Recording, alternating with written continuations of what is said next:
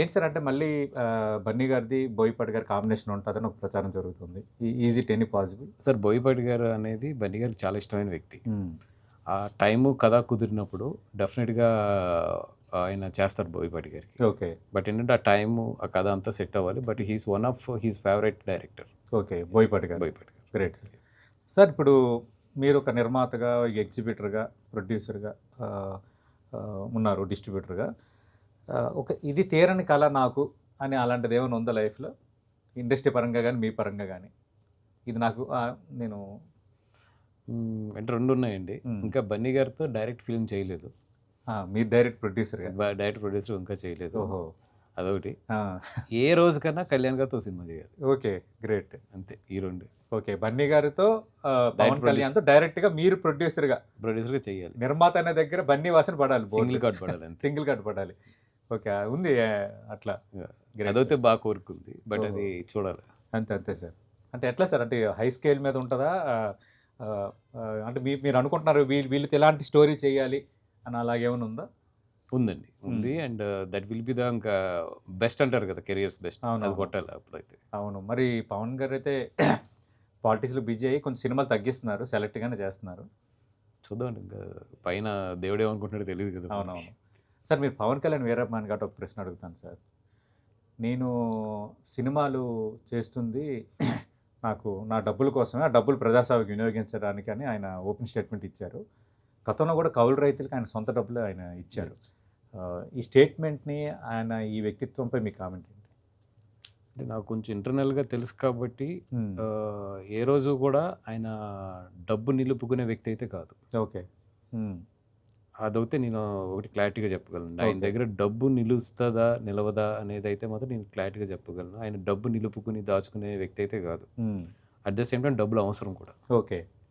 అవసరము, ఎంత ఉంచుకోవాలి, ఎంత జనాలకు పంచాలనేది మాత్రం హి హాజ్ ఎ వెరీ క్లియర్. అంటే మా హ్మ్. అందరికీ తెలుసు ఇండస్ట్రీలో. రైట్. ఆయన సినిమా కష్టాల్లో ఉన్నప్పుడు గానీ, లేదంటే గనక ఆయన రెమ్యునరేషన్ ఎలాగ ఆయనకి ఎంత ఉపయోగపడుతది, జనాలకి ఎంత ఉపయోగపడుతది అనేది హ్మ్. ఇండస్ట్రీలో గానీ, హ్మ్. ఆయన కొంచెం పర్సనల్‌గా ఆయనతో ఉండేవాళ్ళందరికీ అది తెలిసిన విషయమే ఓకే. జనాలకు గానీ. హ్మ్. 100% ఆహ్, ఇంకో వ్యక్తి ఎవరు కూడా సొంత డబ్బుని హ్మ్. అంత తునప్రాయంగా అయితే మాత్రం వదలలేడు. హ్మ్. అదైతే నేను చెప్పగలను. Right. Great sir. Correct observation మీరు చేసినట్టే అనిపిస్తోంది. యాహ్! డెఫినెట్‌లీ. సార్ మన పాడ్‌కాస్ట్ ముగించే ముందు మీ నెక్స్ట్ ప్రాజెక్ట్స్ ఏంటి సార్? అంటే చిన్న ప్రాజెక్ట్సా? ఇంకా వేరే దగ్గర ఏమైనా కో ప్రొడ్యూసర్స్‌గా అటాచ్ అవుతున్నారా? యాహ్! అండి. అంటే ఇప్పుడు 'రాక్‌లైన్' గారు నేను కలిపి ఒక ప్రాజెక్ట్ అనుకుంటున్నాం. 'రాక్‌లైన్ 'రాక్‌లైన్ వెంకటేష్' వెంకటేష్' గారు. గారు. హ్మ్. అది అనుకుంటున్నాం. దట్ ఈస్ ఆన్ ద ఇదండి. ఓహో! అట్లాగే నాగ చైతన్య గారితో ఒక కథ ఓకే అయ్యి ఉంది. ఓకే. అది కూడా తొందరలోనే దాని డీటెయిల్స్ ఇస్తాము. అది కాకుండా గీతార్ట్స్ అరవింద్ గారు నేను కలిపి హ్మ్. అదే మా ఇప్పుడు జనరల్‌గా మా ఇద్దరు జర్నీలో ఉండే కాంబినేషన్స్‌లో ఒక 2 కథలు ఉన్నాయి. హ్మ్. ఇయన్నీ గూడా ఆహ్, ఒకసారి అరవింద్ గారితో కూర్చొని నేను ప్లాన్ జేసుకోవాలి. ఓకే. అది. ఆయన టైం గురించి వెయిటింగ్ అంతే. రైట్. సార్ 'అల్లు అరవింద్' గారి కోసం ఒక్క మాటలో చెప్పాలంటే ఏం చెప్తారు sir? 'More than a father.' Okay. Great. Hmm. అంటే మిమ్మల్ని అంతగా హ్మ్. ఇన్‌స్పైర్ చేశారు. యాహ్! అకంపెనీ చేశారు. 'More than a father.' Great. Great. మీ బంధం ఇలాగే యాహ్! కొనసాగాలి. Thank you.